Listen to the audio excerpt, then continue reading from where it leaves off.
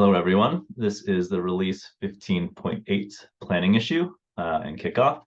I'm Chris Polani. I'm the product manager for the release stage. I'm here with Emily, product designer for the release stage. So I'll start actually with showing our Q4 projects. So at the beginning of Q4, the team drafted and collaborated on the list of projects, essentially a roadmap for Q4 and what we're hoping to achieve.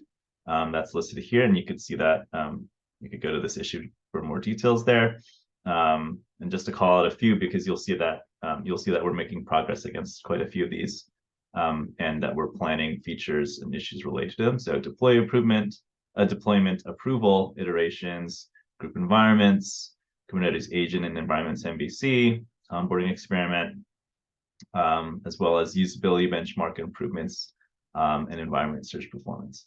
So I'm really excited, and I want to kind of make sure to highlight these particular projects because they were the ones that are most important for the quarter and that we're actually making progress. So 15.8 planning issue. So goals for the milestone: continuing deployment approval, iterations. We have a few bugs that we want to make sure we tackle and resolve. And then another theme called what I'm calling feature scaling. So really things like improvements, whether it's the infrastructure or the way a feature is implemented to help it scale in terms of number of users, in terms of performance, in terms of also just improving feature development velocity. So kind of bucketing all of those things under feature scaling. All right, and so P1 deliverables, we have quite a few. I'll note that we also have a few carryovers from 15.7, and I've noted those here. A lot of those ended up taking a little bit longer than expected, or and we just need some more time to get those resolved. And I'll go through each of these in a second. All right, so the first one, we've talked about this last milestone, but these two: support editing of deployment approval rules in the environment settings UI, as well as support editing of deployment executor rules. This is essentially migrating our configuration UI in the settings page to move to the multiple approval rules model, so move towards that, away from the unified approval rules, which is more of a legacy way of doing these types of rules. So we want to move the configuration UI so teams and users can improve or can configure this more flexible way of doing their approvals. The next one here is a new audit event. So we want to add an audit event for changing when users and teams change the protection on an environment. This is a key event, and we want to make sure that this is properly audited and that there's a sort of a paper trail of changes to these types of environments and these settings. The next one is fixing the change log for one of our features. This is more of a maintenance feature, but it'll help just improve the way that automated generated change log is created. The next one here is fixing an error message that we've gotten feedback on. So in a certain scenario, the error message that the users receive is a little confusing, and we want to correct that just to make sure users better understand what they're trying to debug. The next one is one that came out of our benchmark, or usability benchmark study that Will performed last quarter. And so this particular one is making sure users understand more clearly and get some feedback when they've created an actual release. And so really excited to improve the usability of our features here, especially this key workflow. This is also connected to one of our OKRs for the quarter, which is to make or to ship improvements to our usability. We're hoping to target 50% of the issues that we came out of the usability study. So this is one of those key ones. Okay, and then the next few, as I mentioned, are a little bit more related to feature scaling. So in this particular one, we want to help kind of build essentially support multiple OIDs in fine refs by OID, GILI gRPC. So just being able to fetch this information in batch and improve kind of the performance of this call. Next one is data integrity issue for protected environment deploy access levels table. So yeah, we're just making this, essentially making this data kind of infrastructure a little bit more robust, and making sure that it continues to scale as the feature continues to get used. The next one is allow search operation in environments finder only for 3 or more characters. So a little bit of the context here is that we shipped an environment search feature. So now you can go to the environments page, you can look, you can more easily find a particular environment within the search bar. Since then, we've been iterating on it, and we're determining the best path forward for this feature. And so for it to be more performant, for it to scale on .com especially, and for us to kind of continue giving and adding value for our users, and build it in a scalable way, we're changing a little bit of how this feature works, and we're limiting it to 3 or more characters, which shouldn't affect the user experience, but it also allows us to make sure that the feature scales well and performs well.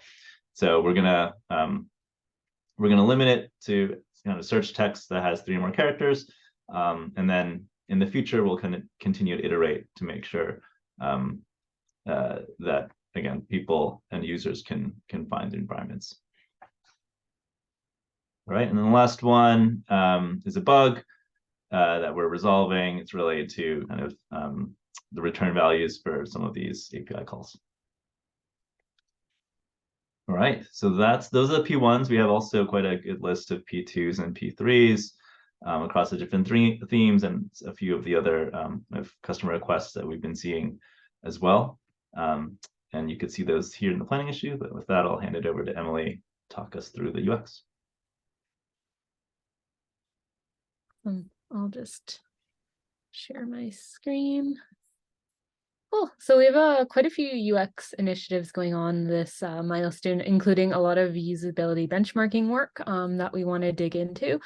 So I'll walk through kind of this list, but the first 3 are directly related to this usability benchmarking OKR we want to finalize by the end of the quarter. So the first one's provide an easy way to navigate to the protected environment settings through the environments page. Currently, navigating into protected environment settings is quite they're not quite connected, so this is giving that easy way to get between the 2 of them. The next one is make navigating to the individual environments page a little more obvious. So currently on the environments page, you have a chevron and the environment name, and both of those kind of go to different areas, but a lot of users seem to think that if you click on the environment name, it'll just expand this area out. So, and there's a lot of data showing people visit this page, but not individual environments page. So this usability issue is really around making it a lot easier to navigate through this environment index page and into environment details. And the final usability benchmarking effort I'm going to take a look at from a design point of view is adding a search, filter, and sort capability on the environment history UI. So this is just giving users a bit more ability to look through the deployments in that environment details page and find the deployments they're looking for. So these are the 3 related to the benchmarking. We also have an onboarding experiment we want to get done next milestone, which is just linking the existing environments from the project home. So currently in the project home, we don't show environments yet. We just, so this is adding that link in there, and then a potential follow-up of this is kind of adding in a way to get started with environments. So having that as a jumping off point to setting up your own environments. Then we have another stretch. We have 2 stretch goals for the UX this upcoming milestone 2. One is prevent environment approval rules from being removed after deployer and approver group has been deleted. So this is just the dealing with the user flow of what happens when a deployer or approver group has been deleted and how that works in with setting deployment approval rules. And the second stretch one is creating a release icon. So currently release as a feature is missing an icon. We're seeing either the rocket ship being used, deployments icon being used, and this is just a stretch issue to kind of create a visual around the release icon. We also have a few ongoing research efforts, the first one being the category maturity scorecard, so getting environment management to viable. We're hoping in 15.8, potentially spilling over a little bit into 15.9, but to finish up these interviews with our internal stakeholders and kind of move this category up. The second one being solution validation on the deployment details page. So this is just ensuring what we've designed out for the deployment details page is in fact what users actually want to see. We have a third research effort that's going to be multi-milestone, but starting in the next milestone around validating the group level environments page as well, though that one does not have an issue created for it yet, but just wanted to call that out. Cool. And that's it from a UX perspective. I can hand it back over to Chris. Thanks, Emily. Super excited for all of those getting started and all the research that you're driving. So I'm looking forward to seeing what we get out of that. And yeah, with that, that's our plan for 15.8. If you have any questions, feel free to follow up with us on the planning issue. All right, thank you.